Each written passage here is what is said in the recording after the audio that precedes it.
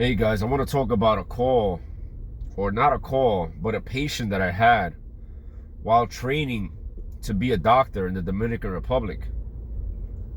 I was always given some of the worst patients by the residents in charge of overseeing me, the intern, and the other interns.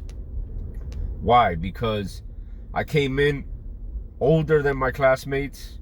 I came in with medical experience.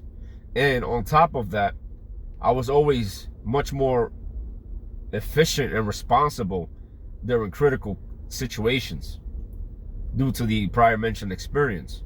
Now, that being said, one of the instances that sticks out the most for me is when I was in the pediatric hospital and there was this little girl who was injured, and her parents didn't think much of it until it got infected, really infected, and the baby caught a fever.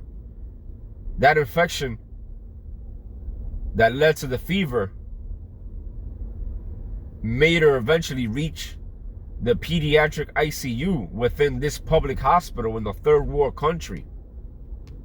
And I was in charge of treating this girl during my time in the Pediatric ICU and the days that I was supposed to be there. I was basically taking care of her and following the instructions from the pediatrician and the pediatric residents. And what I want to share with you is something that I learned during treating this patient that will forever stay with me. And that's, you must not leave your health or your loved one's health in the hands of someone else. Why?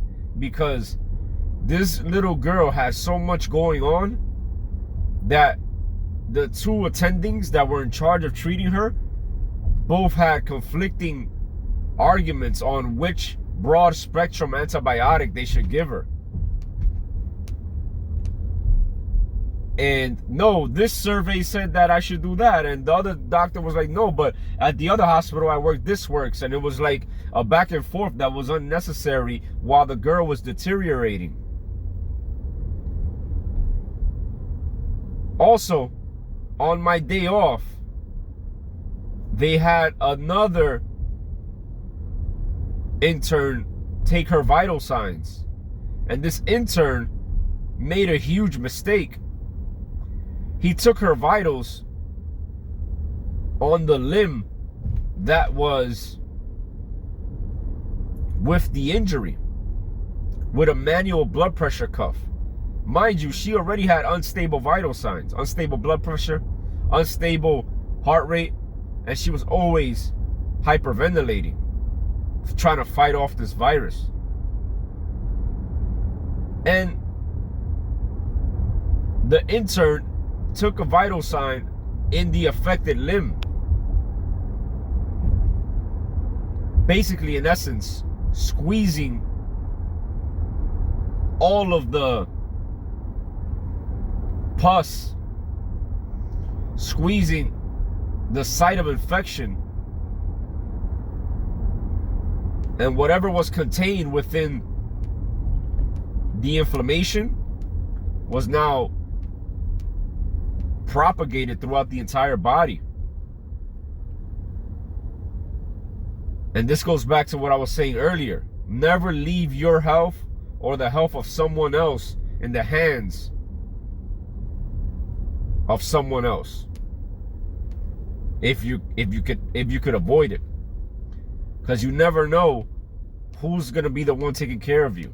And just because they're wearing a lab coat, or just because they went to school, doesn't mean they know what they're doing. Now, I'm not trying to say that doctors don't know what they're doing, but every once in a while you run into people that are better at their job than the next person, and don't leave it a chance on whether or not you're going to get the good one. All right, guys, just so you can know, this little girl ended up passing away because of the mistake. And seeing the mother cry, maybe in guilt, seeing the mother cry because she lost her baby,